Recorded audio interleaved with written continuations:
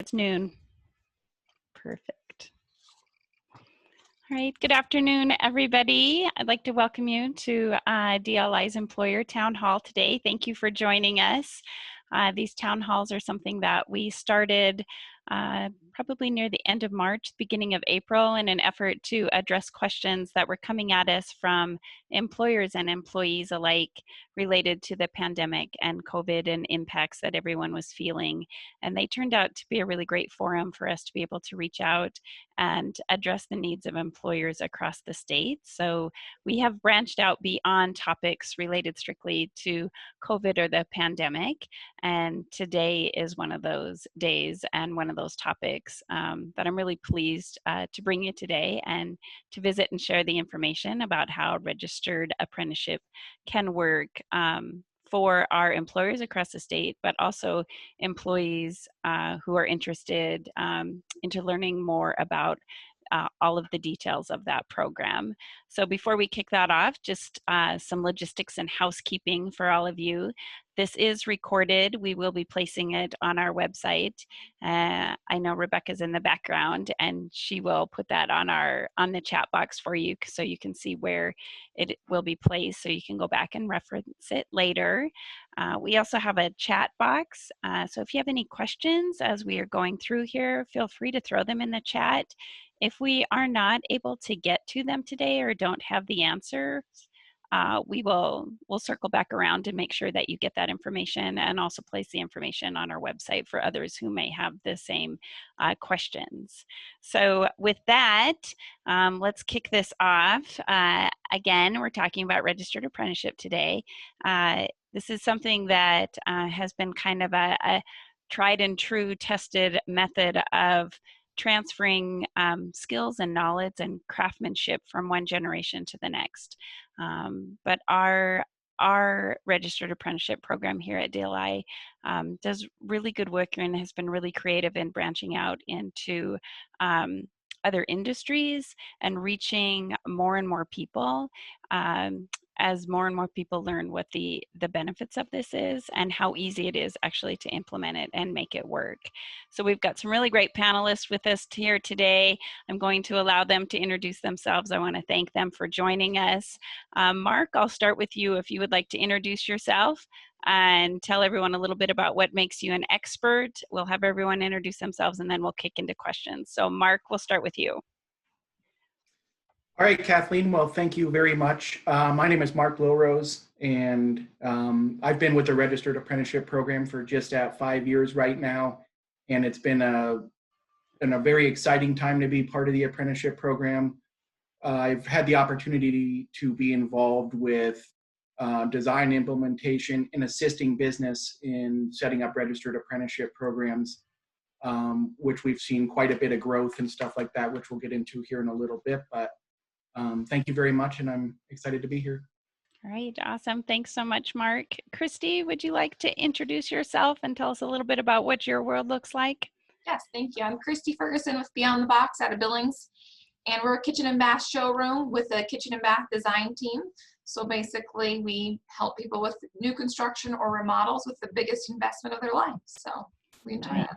Nice, awesome. Christy, can you just give us a brief overview of how you have used apprenticeships?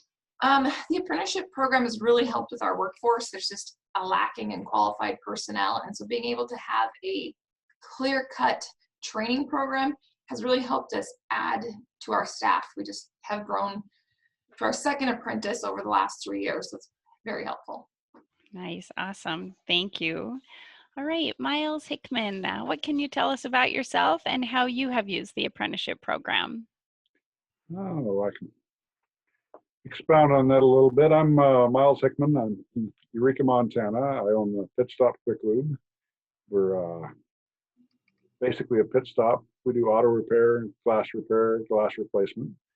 And if any of you know Eureka, it's a pretty small town. There's not a whole lot of people to choose for your workforce, so you pretty much have to train them, and this is an excellent opportunity for me to do that. We've been working with the program since May, and so far it's done really well. My guys are happy with it, and I'm happy with it. Nice, excellent. Thank you for joining us today, Miles. All right, James, last but certainly not least, what can you tell us about your world and also how you use apprenticeships? Thank you, Kathleen. I'm James Lane, Vice President of O's Body Shop.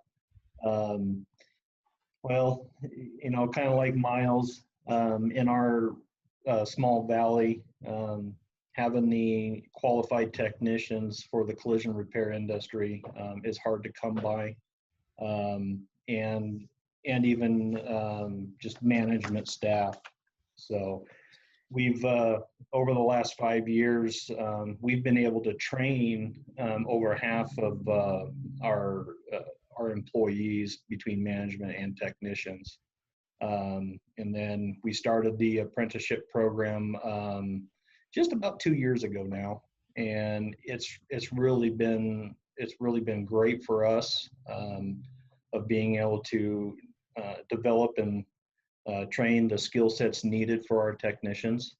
And we currently have two apprentices enrolled in the apprenticeship program, and where 2 years ago they were making $14 an hour, and now they're working their way up to making $28 an hour. So it's really been rewarding to build their skill sets and train them where it's hard for us to have the resources to hire the trained technicians to do the work. But it's been really rewarding for all of us, and the company and the employee, the technician. Great. Thank you so much, James. All right, Mark, do you want to kick us off a little bit and just kind of give us a rundown, an overview of the program, what it is you guys do here at DLI, and give us some stats and data as well? Sure. So thank you. So first of all, what do we do here at DLI for a registered apprenticeship program? Well, we the program is located throughout the state of Montana. So first and foremost, it's not going to matter where your business lives or where you live. We have field staff located throughout the state, and our primary thing that we're tasked with is to work with business if there's interest to start a registered apprenticeship program. And so that's exactly where a registered apprenticeship program starts with. It starts with an employer, and we call that employer in our world a sponsor. So they're a sponsor of an apprenticeship, and that's the only way an apprenticeship can start. It can't start with an individual job seeking or anything like that. So the first thing that we do is we work with different employers who are looking to figure out a way, kind of a different way to go about training, how to find skilled workers and getting people up and going in their business. So the actual apprenticeship sponsor, which is shown right here in this illustration, it's just an example, is Clyde's Construction. Is we have 3 different sponsors on the phone with Christy, Miles, and James, and those are the employers. And that's who the program staff throughout the state would work with to set up the apprenticeship program. As Kathleen said, keep apprenticeship simple. It's not a complicated thing to do. Essentially, is what you're doing is you're developing a formalized training program that will operate within your business to help get people skilled up to where they need to be to obviously help your business be more efficient. So one of the first steps is once we start working with an employer, is they would identify an occupation that they're perhaps having trouble filling, or they can't find someone who has that unique skill set already. And one of those, as you can see in this example, there's electrical, plumbing, and carpenter as potential occupations for Clyde's Construction.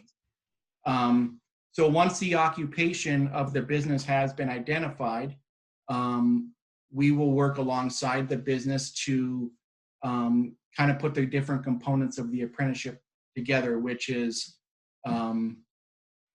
the related coursework that would go with learning what that occupation is, as well as the on-the-job learning steps all the different and unique different tasks that an individual would need to learn to become proficient at that job.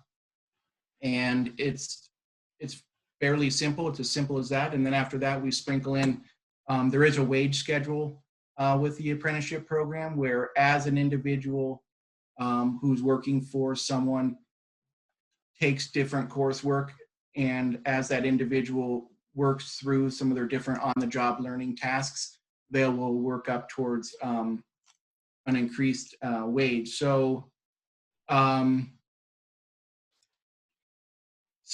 once the apprenticeship program, once we kind of identified a business, and once we have an apprenticeship program up and running, this kind of does a few different things for the business that we've kind of heard throughout the years. Some of the benefits to the business. So if you have a training program that is formally developed and running within your business that would take somebody who, let's say off the street, has never worked on a car before, has no idea about kitchen and bath, and then over here on this side, if we were to take that individual and skill them up to say, here is someone who is fully proficient at that actual job. So that is essentially is what the apprenticeship program will do for the apprentice. It'll bring somebody in who is not skilled in that position, and it'll bring them to a fully skilled position. And it's what that has done that we've seen over time is it has allowed the employers to kind of throw a different net when they put out jobs.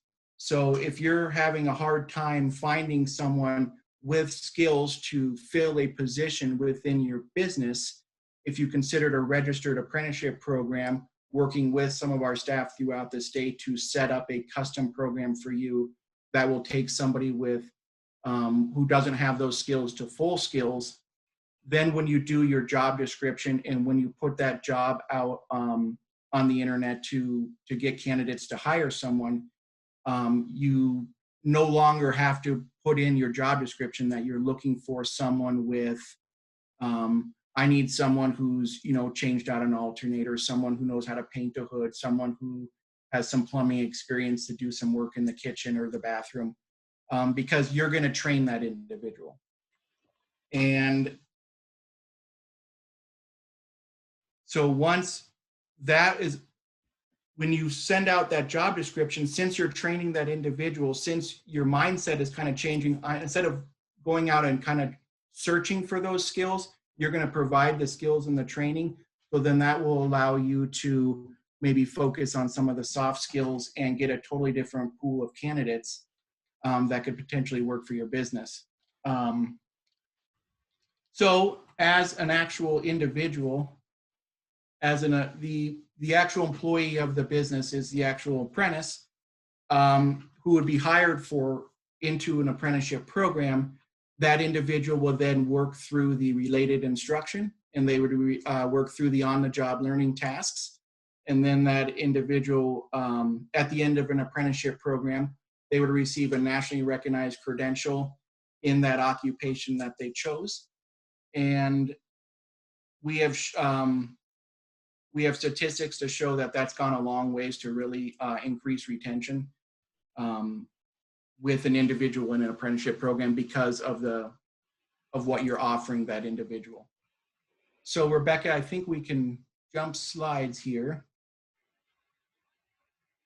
All right, so obviously the state of Montana, total sponsors since 2000. As you can see that we've worked with apprenticeship sponsors, employer partners throughout the state of Montana. Obviously in Western Montana, where some of our larger cities are located, we've had more sponsors than others. We can go ahead and move along, Rebecca. So Mark, when you're looking at that, I think the point is we want to get out to employers again, as that regardless of where you are located in the state, this is a program that can benefit you. Right. Right. Okay. Thank you. Yeah, keep going, Rebecca. All right, projected annual demand, Apprenticeable versus already apprenticed in Montana. This is a statistic that our economists were able to put together for us, one of the facts. So currently in the state of Montana, if you were to take all of the different occupations that currently exist in the states, all of our jobs, around 30% of them that are apprenticeable currently have an apprenticeship program up and running in them. And then 70% of those occupations that are out that could utilize an apprenticeship program currently are not. So is what this is showing us is that the demand for what an apprenticeship is certainly going to be going up into these occupations. Right. I would add that the demand is going up regardless if it's apprenticable or not. What's nice Right. about this program is because of the support you receive from the employers and also from the state with on-the-job training and the coursework, the retention level is incredibly high for these individuals that enter this program, which benefits the employer in the long run. For lack of, they don't have to go over through the turnover and things like that. So this is certainly the way to go, I think, for anyone who is looking for changing job markets or for employers who are looking to pull from a different pool.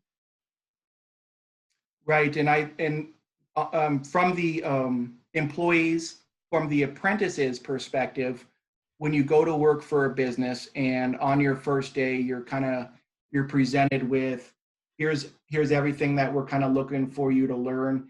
Here's the related coursework that we would like you to take throughout over time, over a year or two, to learn and to skill you up. And here are the different wage increments we're going to give you. That changes your employee's mindset. Your apprentice's mindset is going to go from job to, wait a minute, this is a career. I'm going to get a nationally recognized credential. I can see that I'm being skilled up and I'm learning a skill. So that individual's buy-in to your business is increased, which is the employee's side of the retention. So Perfect. Thanks, Mark. we have one more slide, Rebecca.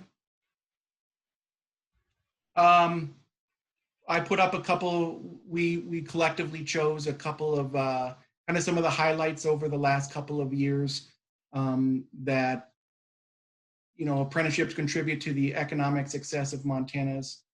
You can see right there, it's $11,600 higher than the statewide average.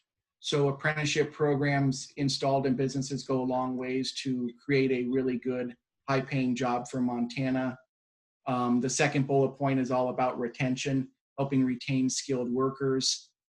A few years ago in apprenticeship, as most of you may know, it's kind of got the trades kind of foundation or background to it, where that's where apprenticeship started, right? Is it kind of started more in the trades. However, over time, as businesses has become more customized and they've needed more skilled workers, apprenticeship has really made sense to be considered in different occupations. And that's what this third highlight talks to, is that 82 different unique occupations. We have 3 on the phone. You have master brewer, you have CNA, LPN, medical coders, we have paralegals. So there's just a whole plethora of occupations, which I'll list our website on this, which you can check out later. The next bullet point, or one of the other highlights, it's 77% of the candidates who are apprenticing for businesses throughout the state of Montana are between 16 and 34. So the word apprenticeship is no longer, or it's, let's say it's trending away from kind of like, what's that secret word? What's it mean? Whereas over time, we've really seen people the word apprenticeship is just becoming more mainstream. Then the last point, Kathleen, that's probably our best and most awesome point, is our growth in apprenticeships, where we've been adding women into our apprenticeship programs. 4% of apprentices and 20% to almost 22% in 2019. And I anticipate that to continue to go up. So. Yeah, I love that stat. I love all of these stats, but I really like that last one down there. Thanks, Mark. I'm going to kick this over to our panelists to hear just a little bit about their stories on how this has been successful for them. Christy, probably go to you first, just alphabetically. Can you talk about maybe what has been the biggest surprise for you working with the apprenticeship program? Well, when I first heard about the apprenticeship program, it was through the Home Builders Association here in Billings, and they were talking about it more specifically for the trades. And we didn't know that we were going to fit into that. So being able to have Glenn was our guy. He was absolutely awesome when he reached out. We were on a list for a long time, but when he did, he made it so easy to actually build the program and then to get it through into the registered apprenticeship. So that was literally the biggest surprise, that it was easier than I thought it would be, and the support that he gave us throughout it. Anytime we needed anything, he was Johnny on the spot for answering questions. And then also just really from the employer standpoint, very supportive of like, no, you need to give them the homework. They need to be taking that home on the job. They need on the job training, and they got to go home and do their work. So that was refreshing. Nice, excellent, thank you. Miles, what about you? You're just kicking this program off. So do you want to tell us about just what it's been like for you the last couple months? Sure. So far, it's been fairly simple. There was a little bit of learning curve on setting up the tracking for the apprentices and for the OJT mostly. But other than that, it was really easy. It was really nice. There's a lot of grant programs that are available for schooling and everything. That made it a lot easier. It's been a really good thing for me so far. I really enjoy it. Excellent, thank you. James, what about you? What's been a surprise for you in working with the apprenticeship program? The surprise for us was how easy it was to work with our representative, Terry, and develop the program. They had a 4-year program, and but nobody in the collision repair industry was utilizing it. And just to be able to condense that down to a 2-year program and implement the coursework that our industry uses, which is ICAR, just the simplicity of it, it was very easy, and that easier than we thought it was going to be able to put it together and put it in place and get people enrolled on it. Nice, thank you, James. Can each of you just kind of explain what you have your apprentice doing? Miles, I'll start with you, and then James and Christy. On a day-to-day basis, or? Yeah, what is it that they're doing for your business, or what are they learning? Well, I've got 2 technicians in the program at the moment. One of them is a lube tech, and the other is my lead tech for auto repair. And they're both taking courses through Penn and Foster, online courses. And then I'm a master certified mechanic, and I supervise their OJT. And they just, whatever comes through the door is what we do. We really don't have any control over, what's going to break that day, but they could be doing anything from water pumps to windshields to just changing oil. And it all counts towards their OJT. Awesome, thanks, Miles. James, what do you have your apprentices working on? When they first come in and start on the apprenticeship program, we start them off at just the basics of taking a car apart and organization with the hardware and everything like that, personal safety and items like that. And then they have coursework with ICAR that follow those specific skill sets as well. And then they go through, it's an 8-quarter long course. And so each quarter we, once that time has come up, we go back and reevaluate their skill sets and talk with their mentor and make sure that they've developed those specific skill sets for whatever quarter they're in, confirm that they've completed the coursework. And we also look at efficiency. We kind of look at how many hours that they're actually working on a car to how many hours they've you know, been at the shop, to make sure that you know, they're developing in the right direction. So currently my two apprentices that we have on the apprenticeship program, I've got one that's on quarter number 7, so he's only got one more quarter to go, and then he graduates from the program.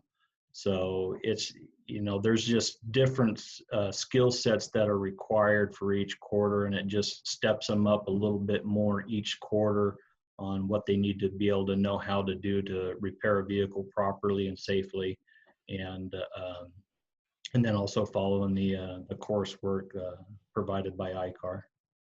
Thank you, James. Christy, what about you? What is your apprentice doing for you? We pair our apprentice up with an experienced designer, and basically they follow them around for the 2 years, so they become their assistant. So that starts out with learning to read a tape measure, learning to measure a job site, going on a cabinet delivery, going on a cabinetry install, the countertop install, of course the design process where they're learning to make sure all the doors and the drawers of your cabinetry open, the colors all work together.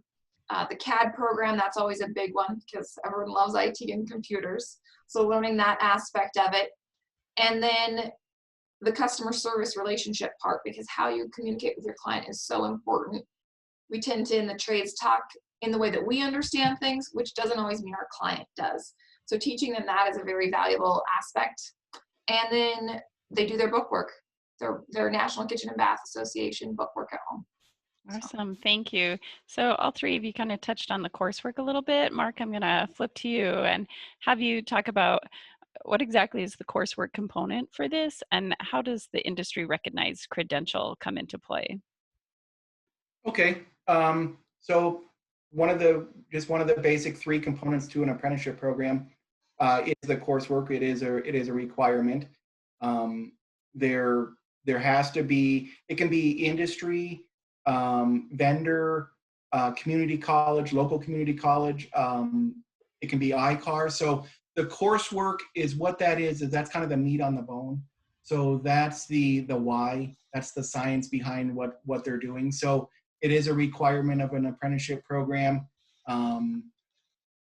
And we do need to have every single year, there needs to be some coursework involved. And as registered apprenticeship field staff that are located throughout the state, that's what we do. We assist you in finding that. Perfect, thank you. To our panelists, I'm going to ask each one of you, Christy, you alluded to it, and James, I think as well. What is the industry recognized credential that they will end up with when they are finished with your with the apprentice with your business? So the National Kitchen and Bath Association requires a 2 years of experience in the industry, and that can be schooling or on-the-job experience to end up being an associate kitchen and bath designer. So then they get some additional credentials along the way, like a certified living in place professional, and those are the 2 that we use. Nice, excellent. And where is the coursework coming from for your apprentice? National Kitchen and Bath Association. Okay, thank you. What about you, Miles? What is the industry recognized credential? Well, actually, we have 2 programs that we're using. We're using the same as James is. We're using ICAR and ASE. So at the end of the program, both of my techs will be certified master techs through ASE. And they'll also have ICAR certifications in other areas that we do, like glass repair, glass replacement.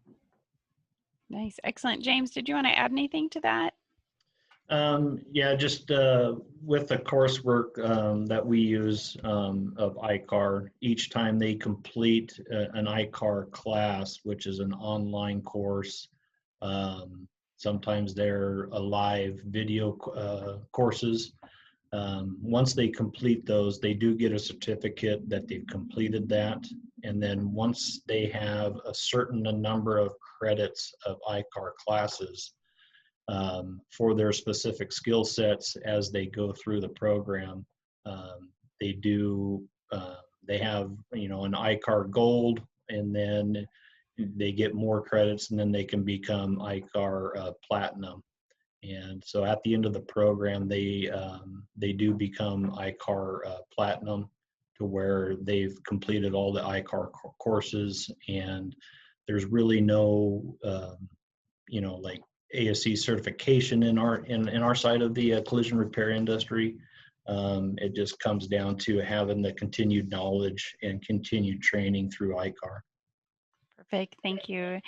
Can each of you kind of touch on a little bit of what the benefits are of allowing an employee to do on-the-job training, but also being cognizant of the fact that they are doing book learning or coursework off-site? Miles, do you want to touch on that at all?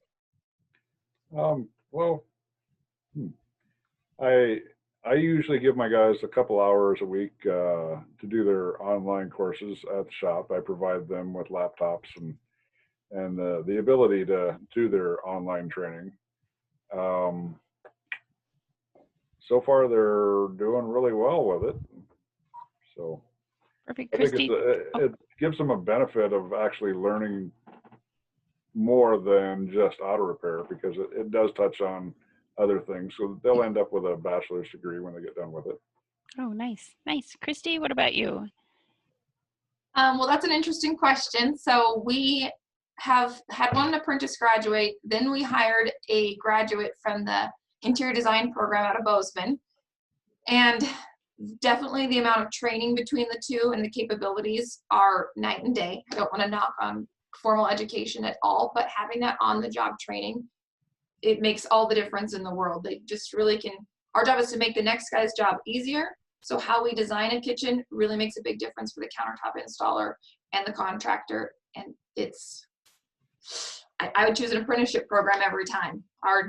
Our subcontractors that we work with appreciate that we send our team out to install cabinets, because there's just less mistakes in the end.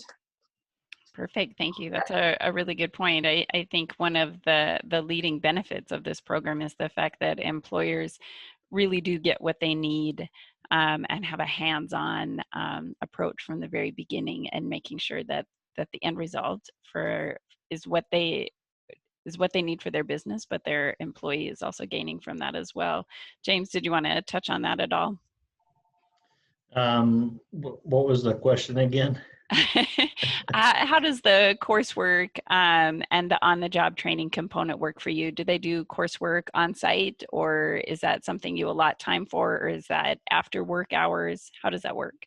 It's since they've got a 3-month time period to complete the coursework. Each employee that we have in the company has their own login credentials to the ICAR website.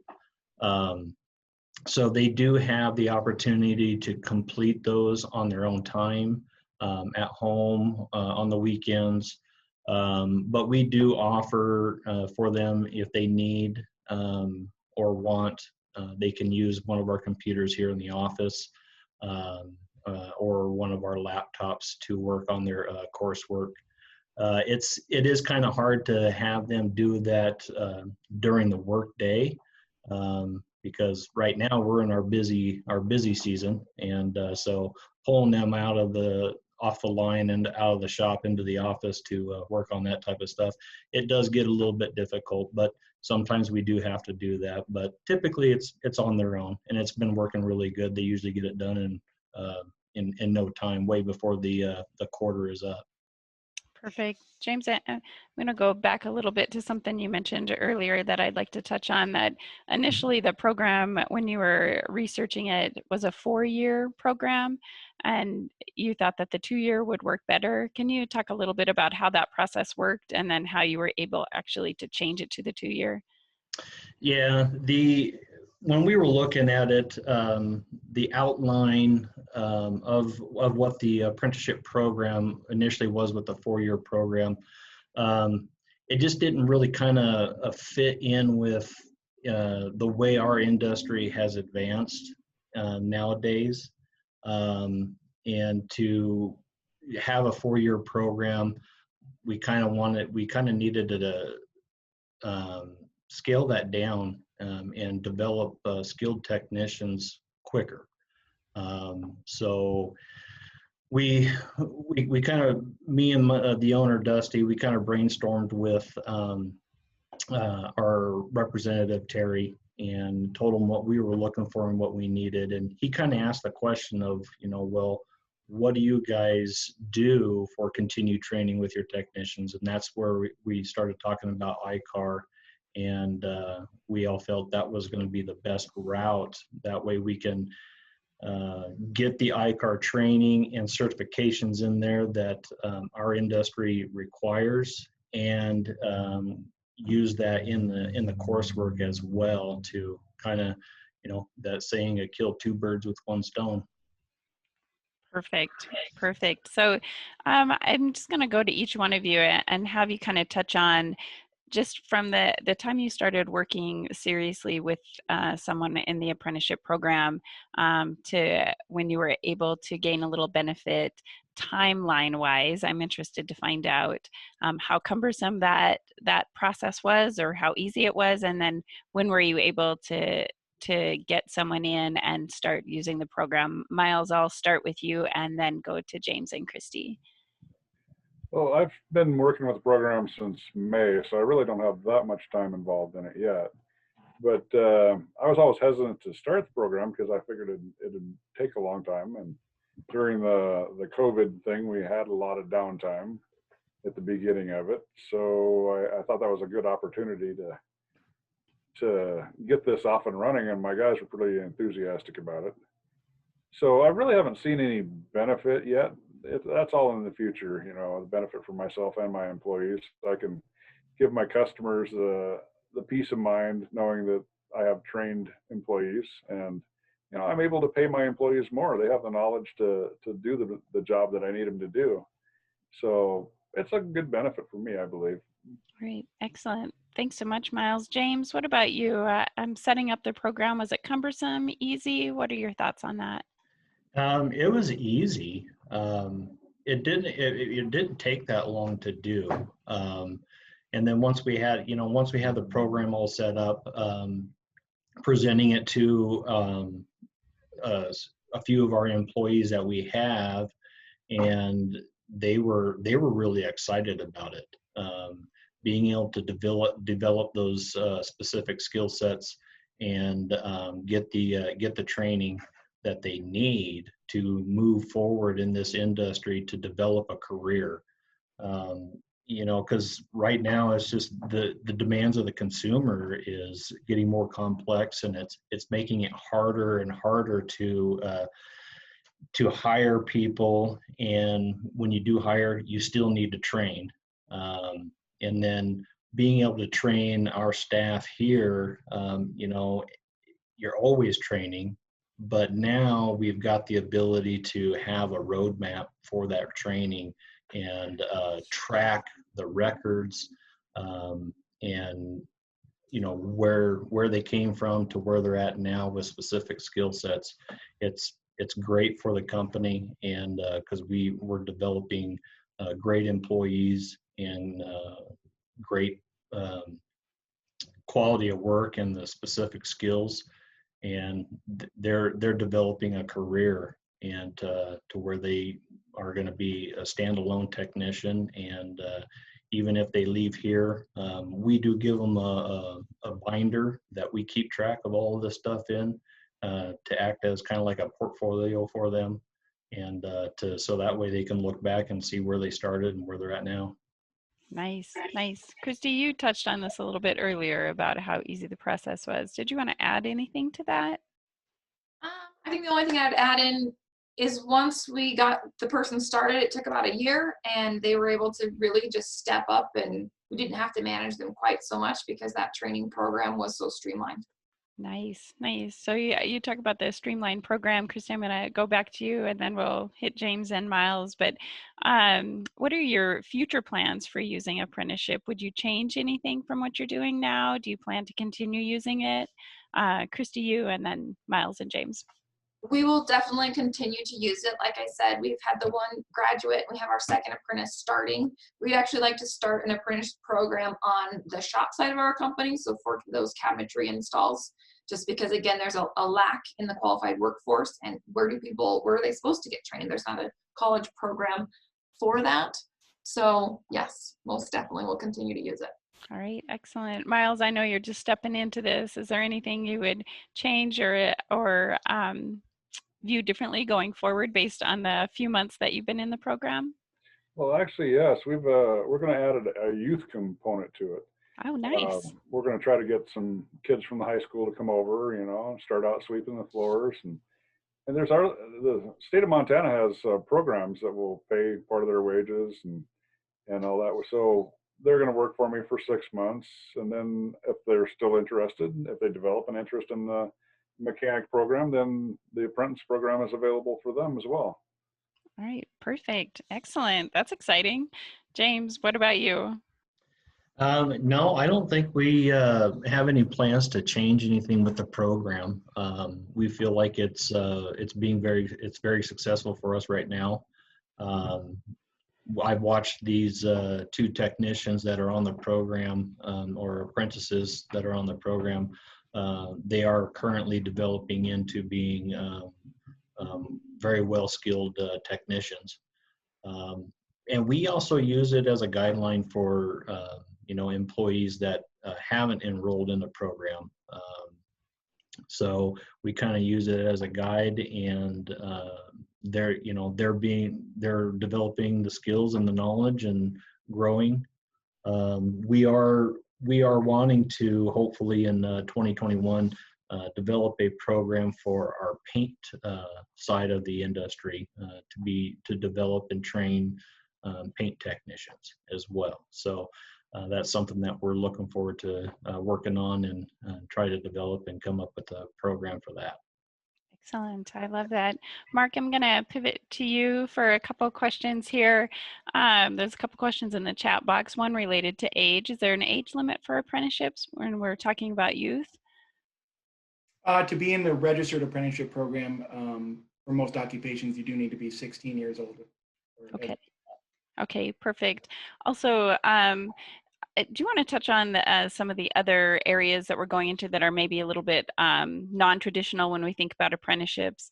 There is a question in the chat box about specialty office apprenticeships such as IT or accounting. Do you want to dive into that a little bit? Yeah. The uniqueness of the three that we have with us today, Christy, Miles, and James, is the same uniqueness that we can offer throughout the state of Montana. So the occupations, and as we kind of move towards just a more diversified economy with everything, there's going to be a lot of these little unique different types of jobs. IT, accounting, we have a couple of different IT programs that aren't even closely remotely related to each other, but that really just kind of explains or describes kind of the business environment that exists. So we do have accounting programs. The apprenticeship program, our job is as staff is to work with the business to help you develop your program. So the occupation itself, in the mass majority of cases, we can make it an apprenticeship. We can apprenticeize that. So that's just kind of what we do. Yes, we do have IT and accounting apprenticeships currently. So I think the message for employers out there is if they are interested at all to get a hold of your program, correct, Mark? And you can dive in to find out what exactly it is they're looking for, and then you kind of custom design what it is so it fits their need. Is that correct? That is correct. All right, perfect. Thank you. I want to ask you a little bit. Miles talked about this, Mark. Can you talk a little bit about the cost of this program and maybe also some of the resources we have available to employers as they move through the apprenticeship program? Yeah. So there is no cost to starting a registered apprenticeship program. We will that is our job, is that we will work with you to do that. What was the second part of that, Kathleen? Oh, the resources. Okay. Yeah, there's well, first off, let's start with the tax credit. That's right on the website. All apprentices who are part of the program, the sponsor, which is the employer again, not the apprentice, it would be the one who's eligible for the tax credit. That's $750 per apprentice, and if that apprentice happens to be a veteran, then that apprentice is up to $1,500 per year that the apprentice is in the program. So if they're in 3 years, for 3 years, you've got to do that. And then we also have a different program here at the Department of Labor called Incumbent Worker Training, IWT. There's a little bit of criteria on that, which I won't go into the detail with, but they can provide training dollars to help and assist that, help and assist of the cost. So I guess at the initial, there's no cost to start an apprenticeship program with the state, but the related technical instruction, the ICAR, the Kitchen and Bath Association coursework, or the, any sort of college coursework, that needs to, that's a cost of training, which would be, that's something the state doesn't get into the middle of too much. We can help you navigate figuring out who's going to pay for the cost, but we've had a lot of situations where the apprentice pays for it up front and then they're reimbursed, or sometimes the business just picks up that cost because it's a cost of being in business. So that would basically be it, as the related technical instruction. And then there are the incumbent worker training program here at the department. Perfect. So really we can get pretty creative depending on the situation and the needs of both the apprentice and the employer, Right. whatever it is that they are looking for. So we have talked a little bit about, James, I think you touched on it, how you're tracking the hours. So I think I'll go to you first, and then Christy and Miles. Can we talk a little bit about, is the paperwork or the tracking component, the requirements for you as an employer or a sponsor, is it cumbersome? What does it look like? Is it time intensive? James, Christy, and then Miles. No, it's not really that time consuming.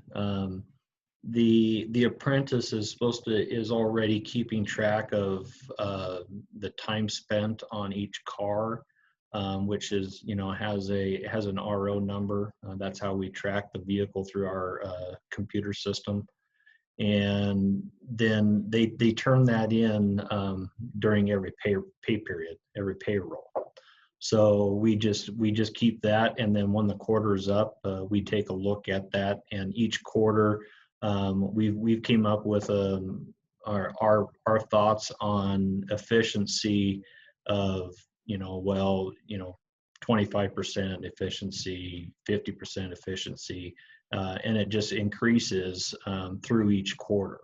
So we can just kind of balance that with how much time they spent on a vehicle. Total hours based on how many hours clocked in, being here on the clock at the shop. Right, perfect. Christy, do you want to touch on that? We're pretty similar to that. We use our T-sheets for normal tracking of everybody's hours, so that's on the job, and then we use an Excel spreadsheet for the homework log, and every time they do any homework, they just pencil it in there, say what they did, and it calculates their hours out. I do want to just touch it briefly. We were actually able to get the apprenticeship grant, which was a surprise for the program too. So Mark didn't touch on that, but that was really helpful for us in some of the certification processes and our additional education that we use. Oh, perfect. Thank you, Christy, for mentioning that. Miles, did you want to talk a little bit about the tracking component? Have you dived into that too much? Yeah, we developed an Excel spreadsheet using some examples that Terry provided for us. And the college courses, as they finish it, they obviously give us their grades, and we can track their hours through that. And like Christy said, with the grants, we have two different grants, one for each technician. One, we have the incumbent worker grant for one guy that's been working for me for a while, and then we have the apprenticeship grant for the other individual that's working for me. So both of them are covered in different ways, and I'm really looking forward to that tax credit at the end of the year as well. Perfect. Thank you, Miles. All right, next question for the three of you. What advice would you give to an employer or a business who might be struggling to fill a specific role, and how apprenticeship would maybe be their answer? Miles, I'll start with you, and then Christy, and then James. Well, when you're looking for an apprentice, you want to find somebody that has an interest and wants to do the job. That's a struggle lately. You know, I would have them do a period of time that they're working for you and make sure that they're interested and they're just not doing the job because grandpa wants them to, or whatever. They have to have an interest in what they're doing. And once you establish that, they're willing to do just about anything to learn the job, and this is an avenue for them to learn it. And it's very effective. And I'm enjoying the program so far. All right, perfect. I think I said Christy next on that question. What advice would you give to a business that's maybe struggling to find the right fit in a trained employee? I mean, Miles definitely said it. The ability to hire based on character and personality versus just technical skills is awesome. I would just say, like, just jump in and do it. Like, it's not as hard as it seems. It's just a matter of following through to the end. And then you can put that ad out there and you can kind of see what happens. I know with our apprentice, the first one, she thought our ad was fake and was like, this is too good to be true. There's no way they're going to take me. I have no experience, just very entry level skill sets. And I mean, it's crazy because now she cries about it when she tells the story about how she's now she's about to test for her certification. It's just really neat to see that personal growth as well. So just do it. That's my advice. All right, thanks, Christy. James, what about you? What about someone who might be considering using apprenticeship? What would your advice be to a business that hasn't tried the program before? Well, you know, sound like a broken record here, but it comes down to the personality, and like Miles said, you know, and testing and, you know, putting them on the line and making sure that, you know, it's gonna be a good fit for them. You know, they've got to have, you know, in the automotive side of it, they've got to have some mechanical inclination on, you know, how, you know, what this is and what that is and how to use it. But you know, they've got to have the personality. They got to have the drive. They've got to want it. And you know, so if you've got that type of personality, I agree. It's a great way to develop and grow employees, and you know, it retains employees. Mm-hmm. I think that's the biggest benefit that we see is in the last 5 years of all the people that we've trained from, you know, from the ground up at entry level up to, you know, clear up to where they're now in management has benefited our company by retaining and just, you know, go for it, do it. It's actually a really simple program, and you'll see the benefits. You know, once you get into it, just a little time they're on it, you'll see the benefits.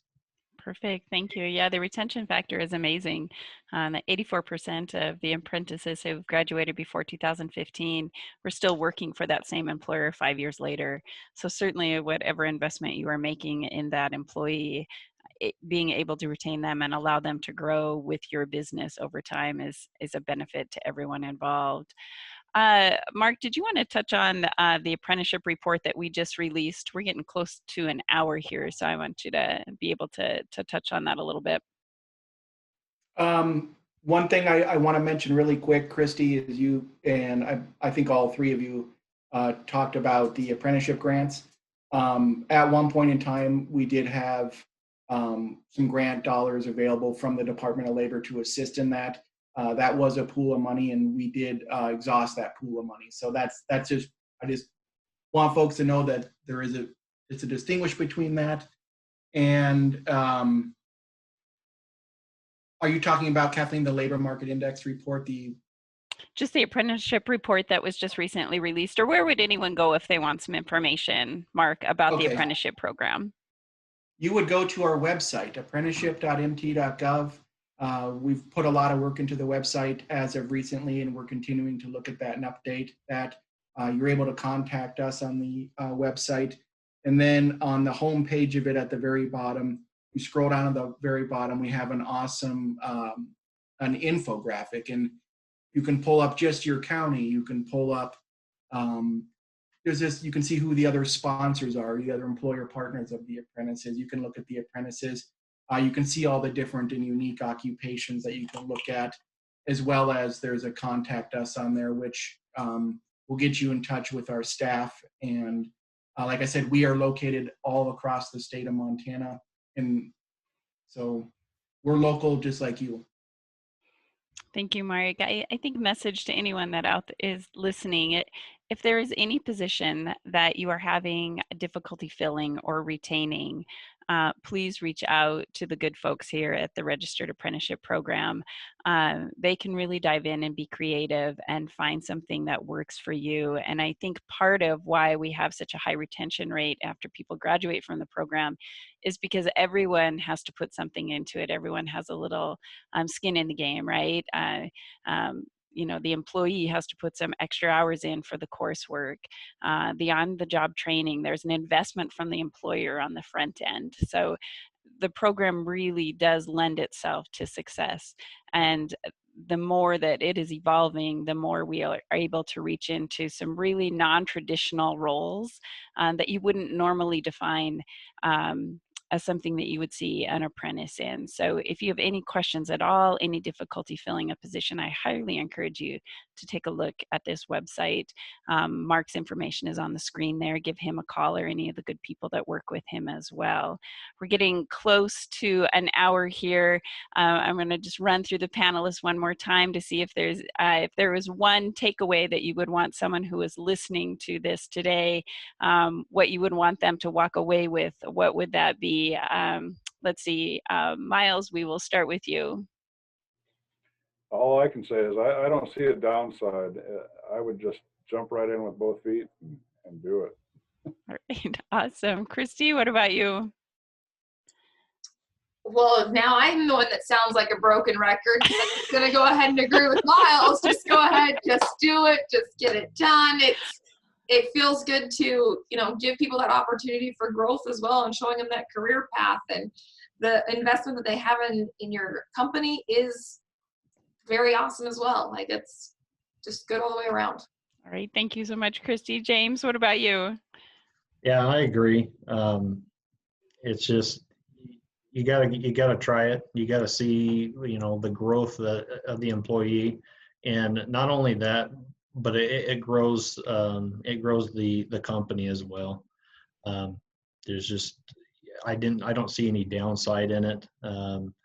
You do recover your cost if you have any cost into it. You know, you do get that in return. So it's something that we're really proud of doing, and we're going to continue to use it, and you know, hopefully develop even more programs in our company. All right, thank you so much, James. Mark, what about you? Any parting thoughts from you? Words of wisdom? You know, it's easier than doing your taxes. And don't listen to Mark. Listen to the business owners who have actually installed this in their business and what they've done. And think of the state as you just lean on us as your resource to help you build your customized registered apprenticeship program. I like that. Lean on us. We're all partners in trying to figure out how to make our economy grow here in Montana. So we are down to an hour here. I just want to thank all of our panelists, Christy Ferguson with Beyond the Box out of Billings, Miles Hickman with the Pitt Quick Lube out of Eureka, and James Lane with O's Body Shop in Kalispell. Thank you so much for joining us today and sharing an hour of your time to share the word and spread the good news and your experience with the apprenticeship program. Mark, I want to thank you as well.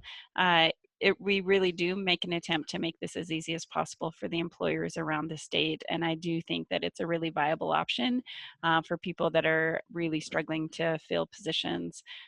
We do have a workforce shortage. Even now in the pandemic, there is still a workforce shortage.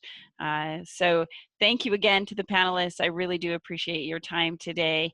And for all of you that are listening, please reach out. We are happy to serve and provide any answers and help guide you along this path. All right. Thanks, everyone. Take care. Thank you.